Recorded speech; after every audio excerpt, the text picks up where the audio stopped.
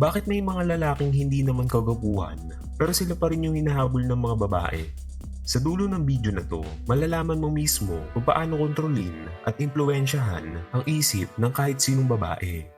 Alam natin na ang pinakamalakas na attractive traits ng lalaki ay ang pagiging dominant.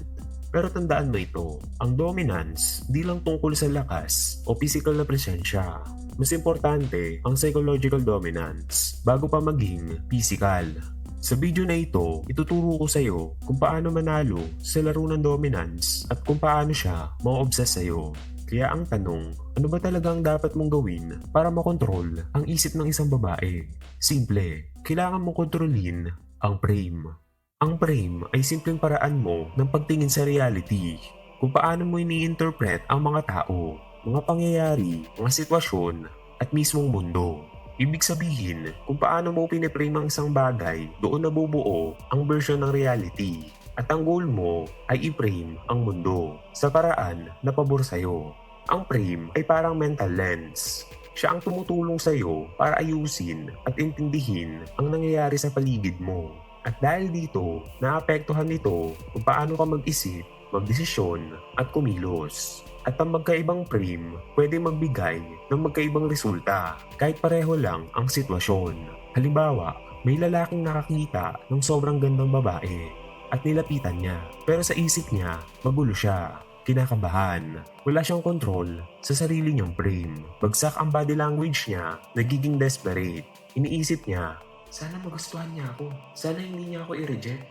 Hindi mo na kailangan hulaan kung ano ang magiging resulta. Ngayon, i-reframe natin yan. Panibagong example, may lalaking nakakita ng sobrang gandang babae. Pero alam niya na hindi sapat ang ganda lang.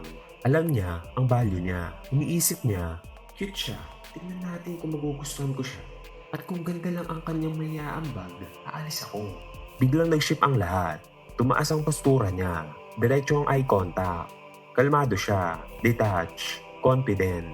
Higit sa lahat, alam niyang siya ang prize. Malaking difference. Isa pang example, nilapitan mo ang isang babae, tapos na-reject ka. Karaniwang iniisip ng mga lalaki kapag ganito ang senaryo, anong mali sa akin? Pangit ba ako? Masyado ba akong pandak? Masyado ba akong payat?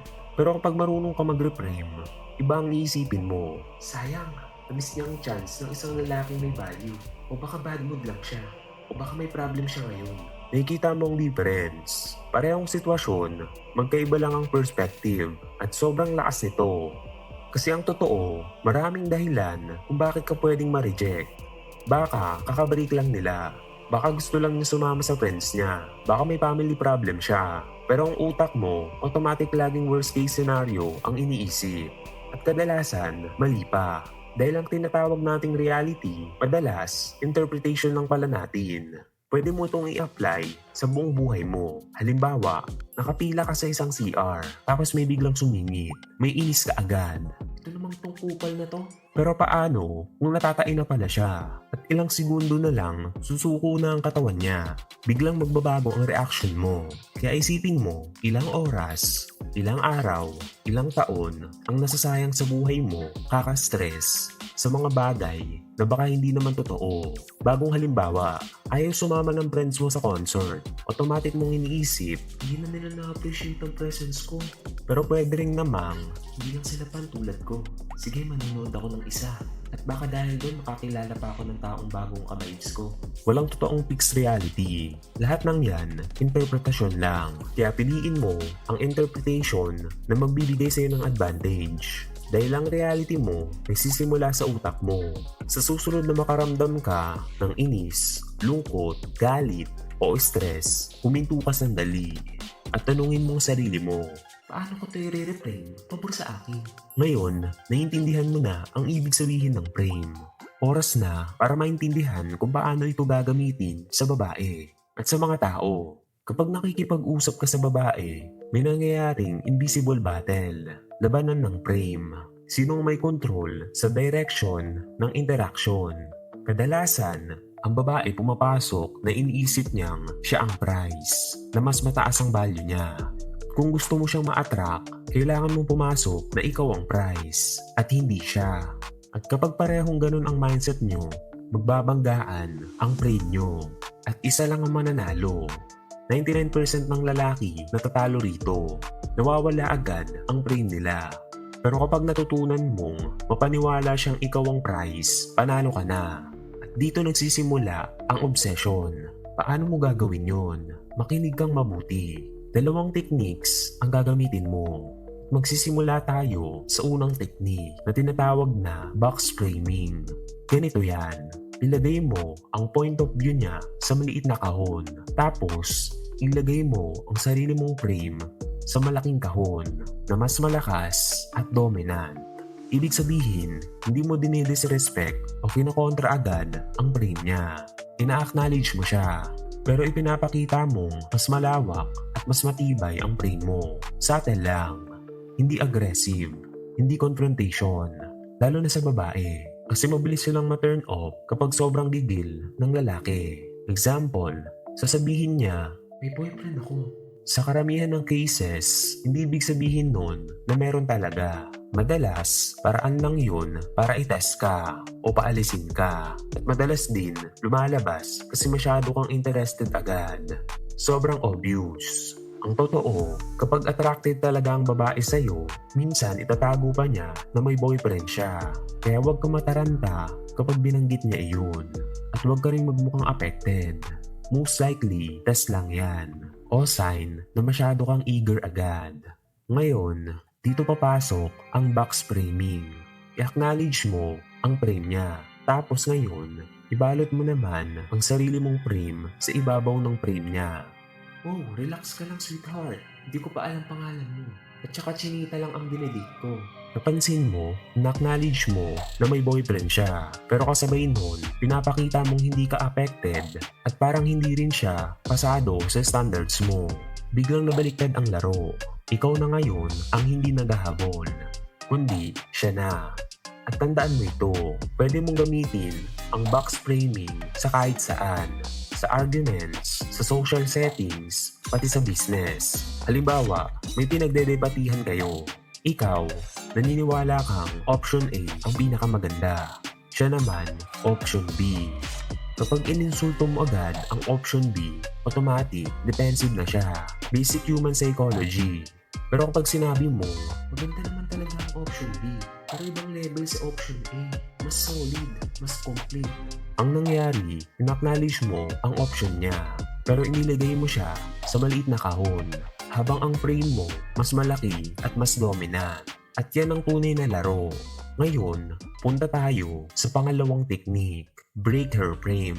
Ang frame, parang pundasyon ng buhay. At kadalasan, mahina ang frame ng maraming babae. Bakit? Kasi bihirang may lalaking talagang marunong humarap sa test nila. Karamihan ng lalaki nahuhulog agad sa frame ng babae.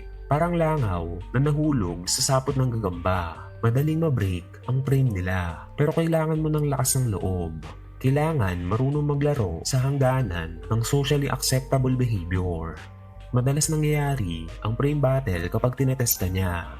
Mas laliman natin tungkol sa test. Ang test ay kapag may sinabi o ginawa ang babae para makita ang reaction mo, tinitignan niya, madali ka bang matinag? May confidence ka ba? May emotional control ka ba?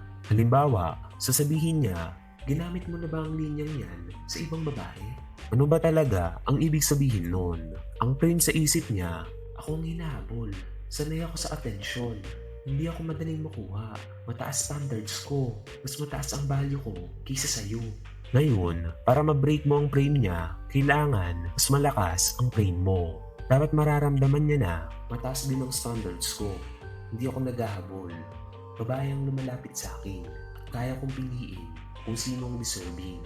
Kailangan maramdaman niya na ikaw ang prize, hindi siya. Example, merong dalawang lalaki. Yung isa, ordinaryong guy, at yung isa, alam ang frame control. Sinabi ng babae, ginamit mo na ba ang linyang yan sa ibang babae? Ang sagot ni ordinaryong guy, hindi ikaw lang talaga. Tapos agad. Ngayon, yung lalaking may frame, ganyan ka rin ba sa lahat ng lalaking type mo? At saka may 7-day rule ako, babe ka muna. Nakikita mo ang difference, biglang nabaliktad, na wala ang kontrol niya sa usapan. Ikaw na ang may hawak. Bilang tao, natural sa atin na gustong kontrolin ang conversation. Gusto nating maramdaman na tayo ang may power. At doon, parehong subconscious na sinusubukan ng dalawang tao na ipilit ang sariling frame. Kaya nga tinatawag itong frame battle. At tandaan mo ito, ang panalo lagi ay ang may mas matibay na frame. Pero ito ang sobrang importante. Ang strong frame, hindi ibig sabihin na mayabang ka. Maling-mali yan. Karamihan sa lalaki, dito pumapalpak. Pinipilit nilang ipakita na sila ang prize. At kapag pinilit mo, automatic, bumababa ang value mo. Halimbawa, kilalang tao ako. Alam mo ba kinikita ako?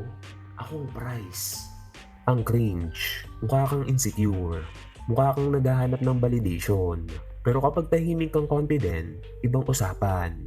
Kapag komportable ka sa sarili mo, kapag hindi mo kailangan patunayan ng value mo, doon ka nagmumukhang high value. At ito ang isang bagay na kailangan mong maintindihan sa social life. Ang tunay na malakas na tao, hindi mayabang. Ang totoong malakas, humble. Oo, uulitin ko. Ang taong tunay na confident, madalas humble. Bakit? Kasi hindi niya kailangan ipagsigawan ang value niya. Imaginein mo, may pulubing lumapit sa'yo at kinausap ka. Magyayabang ka ba agad? Sasabihin mo lang, mas mayaman ako sa'yo. Hindi na, kasi sa isip mo, hindi mo kailangan patunayan ang sarili mo sa kanya. Ganon din ang tunay na confidence. Kapag sigurado ka sa value mo, kumakalma ka. Hindi ka nagyayabang at nararamdaman iyon ng tao. Halimbawa, gusto mong ipakita na marami kang options. Ito ang mali. Wala akong pake. Ang dami ko nang nakakausap na babae. Ang dating nito, mayabang, trying hard, unattractive. Ngayon, ito ang mas effective. Sorry cutie, hindi ako nagdidate ng girls na mas matangkad sa 5'7". Ang dating nito, cookie, playful, funny, at attractive. At sa isip niya, wait, parang sanay siya dito. Parang marami siyang choices. Parang hindi siya madaling makuha. At doon nagsisimula ang obsession. Kasi bilang tao, mas gusto natin ang mga bagay na mahirap makuha. Parang forbidden fruit. Habang mas mahirap abutin, mas lalong gusto natin. Kaya isa ito sa pinakamahalagang principles. Maging unavailable man. Hindi ibig sabihin na imposible kang makuha. Pero huwag kang maging sobrang available. Maglagay ka ng barriers. Hayaan mong maramdaman niya na kailangan kanyang pag-eportan. Dahil kapag sobrang dali mong makuha, nawawala ang excitement. Pero kapag may challenges, doon tumataas ang attraction. At ngayon, alam mo na kung paano kontrolin ng frame. Naintindihan mo na ang pinakamahalagang concept pagdating sa attraction, especially sa mga babae. Kung nagustuhan nyo ang ating mga videos, maaari nyo bang isubscribe at i-follow ang ating YouTube channel na Hidden Truth PH. Maraming salamat sa inyong panonood.